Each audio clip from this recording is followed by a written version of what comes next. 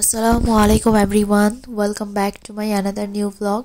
আশা করছি সবাই ভালো আছেন। আলহামদুলিল্লাহ আমিও আছি মোটামুটি ভালো, খুব বেশি একটা ভালো নাই। তো এখানে আম্মু নাস্তায় খিচুড়ি রান্না করেছে, গরুর মাংসের ঝোল টোল ছিল এগুলা দিয়ে। তারপরে এখানে মশলা ব্লেন্ড করতেছে, এগুলা রসুন পেস্ট। তো এখন নাস্তা খাবো। খিচুড়িটা অনেক মজা হয়েছিল, সেই সাথে ছিল আম্মুর হাতের জলপাইয়ের আচার। তো এখন গরম গরম খিচুড়িটা খেয়ে নিব। আমি কাশির যন্ত্রণায় এত বেশি ভুগতেছি যে কি বলবো, অনেক বেশি কাশি। গতকাল থেকে আমি অ্যান্টিবায়োটিক নিচ্ছি, বিভিন্ন ধরনের মেডিসিন খাচ্ছিলাম অনেক দিন থেকে, কিন্তু কাশির কোনো ইমপ্রুভমেন্ট হচ্ছিল না, কিছুতেই আমার কাশ ভালো হচ্ছে না। তো গতকাল আব্বু অ্যান্টিবায়োটিক দিল, দেখি কি হয়, সবাই দোয়া করবেন। গলার অবস্থা খুবই খারাপ, মানে কাশিটা আমার একদম নাজেহাল অবস্থা করে ফেলতেছে। কাশি কিন্তু অনেক কষ্টের একটা জিনিস। নাস্তা খাওয়ার পর এখানে আম্মু আমাকে একদম গরম পানি, লেবুর রস চিপে দিল, সাথে একটু লবণ, চিনি ছাড়া। তো এটা অনেক উপকার। আমি এটা খাচ্ছি দুবেলা করে, আম্মু দিচ্ছে বানিয়ে। আর এখানে আরিশমণি খেলতেছে, ওর নানা ভাই ওর জন্য গাড়িগুলো নিয়ে আসছে। তো গাড়ি পেয়ে মহা খুশি। ও খাওয়ার টাইমে যখন কোনো কিছু পায়, খেলনার জিনিস, খাওয়া ভুলে যায়। তো আমি ওকে নাস্তা খাওয়াতে বসছিলাম, তো বলতেছে আমি আর নাস্তা খাবো না, এখন গাড়ি দিয়ে খেলবো। আর এখানে আব্বু চালের গুঁড়া করিয়ে নিয়ে আসছে বাজার থেকে। তো এখানে আম্মু এক বল চালের গুঁড়া এগুলা ফ্রিজে রেখে দিবে, আর বাকিগুলা এখন রোদে দেয়া হবে, যে ডিশের মধ্যে নিয়ে তারপর রোদে দিবে। ওইদিকে আম্মু রান্না বসিয়েছে। তো এখন এই চালের গুঁড়া নিয়ে আমি ছাদে যাব। এই তো আরিশমণিকে নিয়ে ছাদে চলে আসলাম। ছাদে মোটামুটি ভালোই রোদ ছিল, এখানে আম্মু তোষক রোদ্রে দিয়ে রাখছে। তো এখন চালের গুঁড়াগুলা দুইটা ডিশের মধ্যে দিয়ে এগুলা রোদে দিয়ে রাখবো আর কি। চালের গুঁড়া কিন্তু দীর্ঘদিন ডিপ ফ্রিজে রেখেও সংরক্ষণ করা যায়। তো আম্মু কিছু ডিপ ফ্রিজে রাখে, কিছু শুকিয়ে রাখে।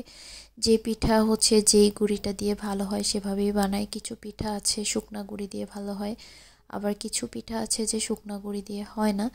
তো এরকম করে আলাদা করে রাখে আর কি। তো এখানে 5 কেজি গুঁড়ি ছিল, তো অর্ধেকটা রেখে দিয়েছে ওইভাবেই, আর বাকিগুলা রোদে দিয়ে আসলাম। এখানে আম্মু রান্না করতেছে, আমার নানুর বাড়ির মাছ রান্না করতেছে। তো এই যে মাছগুলা ভেজে নিচ্ছে, পেঁয়াজ দিয়ে রান্না করবে। আর সাথে আরেকটা জিনিস রান্না করবে, সেটা এই যে লম্বা বেগুনটাকে একদম চিকন চিকন করে কেটে নিয়েছে। আর এটা বড় মাছের তেল। বড় মাছের মধ্যে একটা তেল হয়, যে তেলটা খাওয়া যায়। তো এটাকে আম্মু বেগুন দিয়ে ভাজি করে, ভুনা করে আর কি। তো এই যে সাথে মাছের ডিমও ছিল। তো এই যে মাছের তেল, ডিম এগুলা এখন ভালো করে কষিয়ে নিচ্ছে। আর এই যে মাছ তরকারি রান্না করতেছে, ভাত বসিয়ে দিয়েছে। বেগুন দিয়ে মাছের এই তেল ভুনাটা আমার কাছে এত বেশি ভালো লাগে, এটা আমি মানে কোথাও কখনো খাই নাই। এটা শুধুমাত্র দেখি যে আম্মু এভাবে করে, ভুনা করে। এটা অনেক বড় মাছের তেল হতে হবে, না হলে ভাল লাগবে না। তো এটা একটা বড় মাছের তেলই ছিল। আর এই তো এখানে ডাল রান্না করেছে, আর মাছ তরকারি হয়ে গেছে। পেঁয়াজ দিয়ে মাছটা রান্না করেছে, তারপর একটা ভর্তাও করা হবে। তো এই ছিল আজকে খাবারের আইটেম। তো এখানে মাছের ডিম, মাছের তেল সব কিছু সুন্দরভাবে কষানো হয়েছে। এখন বেগুন কুচিগুলো দিয়ে দিল। মাছের তেল থেকে প্রচুর পরিমাণে তেল ওঠে, এখানে রান্নার সময় কম পরিমাণে তেল ইউজ করলেই হয়। বেগুনটা ভুনা করার পর একদম মানে কালো কালো হয়ে যাবে, পোড়া পোড়া। ওইটা খেতে গরম ভাতের সাথে খুবই মজা লাগে। তো বড় মাছের পেটের ভেতরের তেলটা কে কে এভাবে খান কমেন্টস করে জানাবেন, বা অন্য কোনোভাবে খাওয়া যায় কি না। তো এখন দিয়ে দিচ্ছি একটু করে কাঁচা পেঁয়াজ, আর কাঁচামরিচ ফালি করে। আজকে ভাবছিলাম যে ভ্লগ দিব না, গলার কন্ডিশন খুবই খারাপ। ভাবলাম যে ভ্লগটা আছে যেহেতু এডিট করে দিয়ে দিই, তা না হলে ব্লগ জমে থাকলে আমার মানে পরে এটা আমার প্যারা লাগে। আর ওই যে পাশের চুলাতে আমার ডাল সেদ্ধ বসিয়েছে, পিঠা বানাবে সেজন্য। এই তো দেখতেই পাচ্ছেন কি পরিমাণে তেল উঠেছে। তো এখন এটাকে একদম চুলার মধ্যে, চুলার অল্প হিটে এটা ভুনা করা হবে। এটা কিন্তু অনেক মজার একটা খাবার, অনেকে হয়তো বা এটা খান না বা পছন্দ করেন না, বাট এটা যারা খান না একবার খেলে বুঝবেন এটা কত মজার। এই যে বেগুন দিয়ে মাছের ডিম তেল ভুনা হয়ে গেছে। এখন হচ্ছে বানাবো বালাচাও ভর্তা। তার জন্য এখানে পেঁয়াজ, শুকনো মরিচ, ধনেপাতা, লবণ আর সরিষার তেল দিয়ে আগে মাখিয়ে নিয়েছি। এখন দিয়ে দিচ্ছি বালাচাও, দিয়ে ভালো করে হাত দিয়ে মেখে ভর্তাটা বানিয়ে নিব। এই বালাচাও ভর্তাটা খুবই মজা হয়। আর যে সরিষার তেলটা আমি এখানে ইউজ করেছি, তেলটা এত বেশি ঝাঁঝালো ছিল, মানে খাওয়ার সময় মানে চোখ দিয়ে পানি চলে আসছে তেলের কারণে। তেলটা অনেক বেশি ঝাঁঝালো ছিল। এই তো সুন্দর মতো আমি বালাচাও ভর্তাটা বানিয়ে নিলাম। গরম ভাতের সাথে এই ভর্তাটা খেতে অনেক বেশি মজা, আর এটা ক্রিস্পি ক্রিস্পি লাগে খেতে।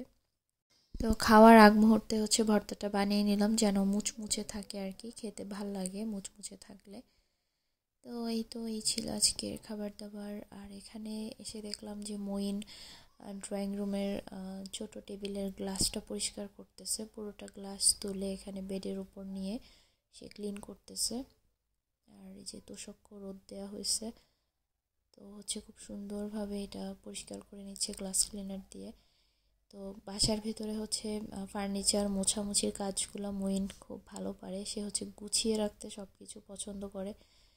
সে নিজে হচ্ছে নিজে নিজেই সব কিছু গুছাবে, ফার্নিচারে ধুলাবালি থাকলে নিজে নিজে মুছবে। এই জিনিসগুলো হচ্ছে মঈন ছোটোবেলা থেকেই করতো। মানে ঘর হচ্ছে অগোছালো থাকলে সে ছোটোবেলা থেকেই পছন্দ করে না, নিজেই গুছানো শুরু করে দেয়। এই যে সুন্দরভাবে আমার ভাইয়া গ্লাসটা মুছে নিয়েছে, এখন আবার এটাতে সেট করে দিল। তারপর আসলাম ছাদে একটু রোদ পোহাবো। তো আরিশকে হচ্ছে উপরের গরম কাপড়গুলো খুলে দিয়েছি, ছাদে আসলেও ঘেমে যায় রোদের হিটে।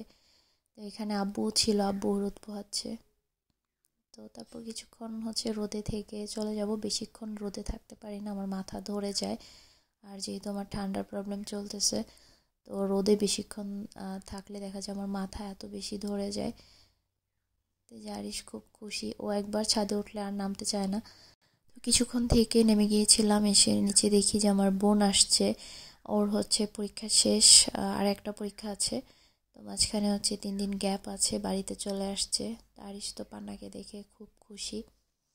এটা ছিল সন্ধ্যার একটা ভিডিও।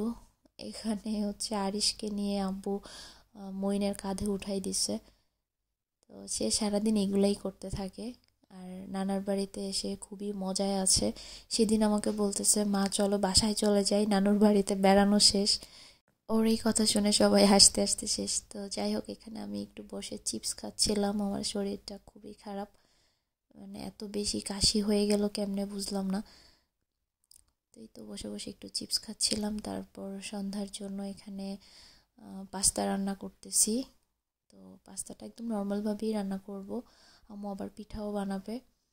তো এখানে জাস্ট হচ্ছে ডিম আর টমেটো এগুলো দিয়ে রান্না করতেছি, মানে একদম নর্মাল ওয়েতে নুডলসের মতো করেই রান্না করতেছি। এখন দিয়ে দিলাম পাস্তা। তারপর এখানে সয়া সস, টমেটো সস আর পাস্তা মশলা দিয়ে দিব। এই তো এইভাবেই রান্না করে নিলাম সিম্পল ওয়েতে, ডিম দিয়ে পাস্তা নুডলসের মতো করে আর কি। যাই হোক, তারপর হচ্ছে এখানে আম্মু হচ্ছে আরিশকে পুতুলের গাটি বের করে দিচ্ছে। এই সব পুতুলগুলো আম্মু হচ্ছে উঠায় রাখছে। এখানে আরও অনেকগুলো ছিল, আরিশ আসার পর অনেকগুলো আম্মু নামাই দিচ্ছে। তো আজকে আবার বলতেছে নতুন পুতুল নেবে। তো একটাতে শান্তি হয় না, যতগুলো দেখে সবগুলোই ওর লাগবে। আর এই তো এখন হচ্ছে আম্মু চিতই পিঠা বানাবে। এই চিতই পিঠা বানানোর সময় আম্মু একটু হিমশিম খেতে হয়। অন্যান্য সব পিঠা আম্মুর হাতে অনেক সুন্দরভাবে হয়, কিন্তু চিতই পিঠাটা খুব বেশি একটা ফুলতে চায় না। তো আজকের পিঠাগুলোও না ফুললেও কিন্তু পিঠাগুলো খেতে ভালো হয়েছিল। এই তো এরকম করে দিয়ে দিচ্ছে।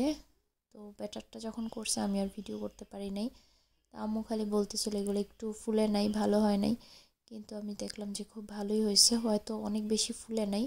এই চিতই পিঠা আবার আমার শাশুড়ি মায়ের হাতে অনেক বেশি সুন্দর হয়, একদম ফুলকো ফুলকো। আম্মুটাও ভালো হয়েছে, খুব বেশি না ফুললেও পিঠাটা খেতে ভালো হয়েছিল, পারফেক্ট হয়েছিল। তো এখন এই যে একটা একটা বানিয়ে নিচ্ছে, তো গরম গরম খাচ্ছিলাম। চিতই পিঠা বেশি মজা হচ্ছে যে কোনো হচ্ছে মাংসের তরকারি বা ভর্তা দিয়ে। এখানে আমি চিনি দিয়েও খাচ্ছিলাম, ভর্তা দিয়েও খাবো গরম গরম চিতই পিঠা। তারপর হচ্ছে আমার রাতের বেলা এত বেশি কাশি হচ্ছিল, সারাদিনই কাশি ছিল। আব্বু আমাকে কয়েক রকমের ওষুধ খাওয়াইছে, কাশির আমার কোনো উন্নতি নাই। তারপর এখন বাজে রাত 10টা 15, আব্বুকে দেখলাম এই ঠান্ডা শীতের মধ্যে বাজারে গেছে আমার জন্য অ্যান্টিবায়োটিক আনতে, কারণ কাশির অবস্থা খুবই খারাপ ছিল। তো আব্বু হচ্ছে আমাকে না বলেই চলে গেছে বাজারে ওষুধ নিয়ে আসতে। তো আজকে এ পর্যন্তই, আল্লাহ হাফেজ।